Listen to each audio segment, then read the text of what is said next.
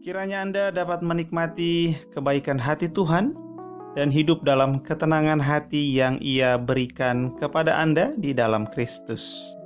Mari kita merenungkan Roma 1 ayat 18 sampai 20. Mari kita berdoa. Terpujilah Engkau Tuhan yang memberikan firman-Nya untuk menerangi dan menguduskan hidup kami. Amin. Sebab murka Allah nyata dari sorga atas segala kefasikan dan kelaliman manusia yang menindas kebenaran dengan kelaliman. Karena apa yang dapat mereka ketahui tentang Allah nyata bagi mereka.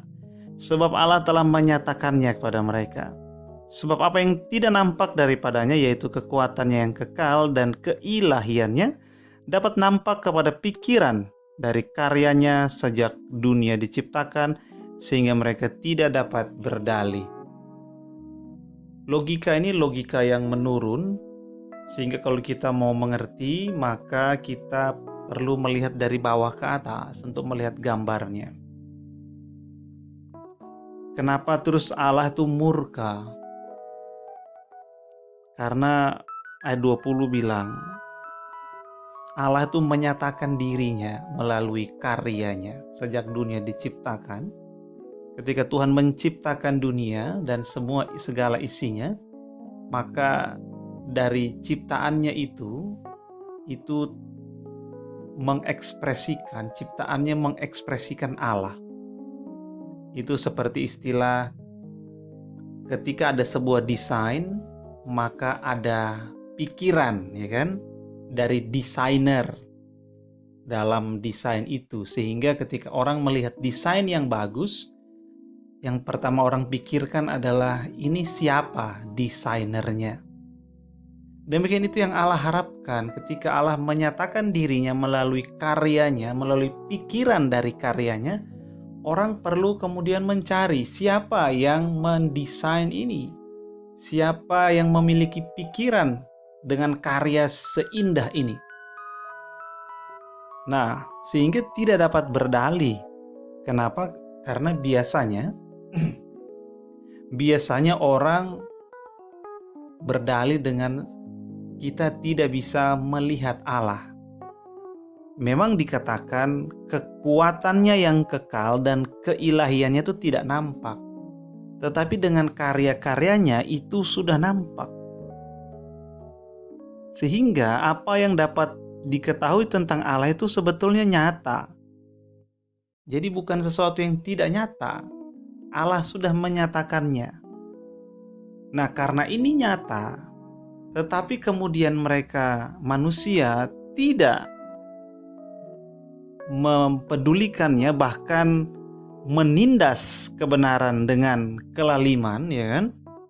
Kebenarannya adalah ada Allah, sehingga kita perlu menyembah Dia karena Dia pencipta dan kita ciptaan. Tetapi kemudian yang terjadi adalah sebaliknya, kita tidak menyembah Allah, kita bahkan tidak mempedulikannya, kita menindas kebenaran dengan kelaliman. Dan kefasikan dan kelaliman manusia itu terjadi ketika kebenaran ditindas dengan kelaliman. Dan ketika manusia menindas kebenaran dengan kelaliman, maka murka Allah itu nyata dari sorga. Jadi renungan kita hari ini menjadi dasar bagi kita untuk nanti kita melihat Roma 1 ayat 21 dan seterusnya sampai dengan Roma 3 nanti. Bagaimana Allah murka kepada manusia dengan dasar ini, bahwa manusia menindas kebenaran dengan kelaliman. Manusia membungkam kebenaran dengan kejahatannya. Bukan karena dia tidak melihat Tuhan, bukan karena dia tidak tahu tentang Tuhan, bukan, karena jelas bahwa Tuhan itu nyata, bukan kekuatan keilahiannya, bukan, tetapi nyata dari karyanya. Sehingga itu sudah dihitung sebagai Tuhan menyatakan dirinya. Dan karena Tuhan sudah menyatakan dirinya, itu mirip dengan orang yang kamu tahu hukumnya. Tidak boleh langgar lampu merah misalnya. Kenapa kamu langgar? Tidak ada alasan. Saya tidak tahu. Tidak, kamu tahu. Sama dengan ini. Bahkan lebih besar karena ciptaan Tuhan itu sangat bisa terlihat. Ketika kita melihat pemandangan, kita melihat tubuh manusia dengan semua anatomi yang kompleks dan indah itu. Kita melihat bagaimana alam semesta bekerja dengan semua lintasan-lintasan planet-planet dan bintang-bintangnya. Maka kita tahu ada pikiran di balik karya itu. Dan diharapkan untuk kita mencarinya. Mencari dengan segenap hati kita. Tetapi manusia menindas kebenaran dengan kelaliman. Dan frase atau klausa menindas kebenaran dengan kelaliman ini menjadi pola bagi manusia ketika dia berdosa dalam hal yang besar maupun dalam hal yang kecil. Kebenaran Tuhan yang Tuhan nyatakan itu kita bungkam dengan kejahatan kita. Itulah fasik, itulah lalim. Dan dengan semua itu Tuhan menyatakan murkanya. Tuhan tidak bisa melihat lalu tinggal diam. Kenapa? Karena ketika kebenaran ditindas, di sana harus keadilan ditegakkan. Sehingga murka Allah nyata untuk menegakkan keadilan, untuk membela kebenaran yang telah tertindas itu.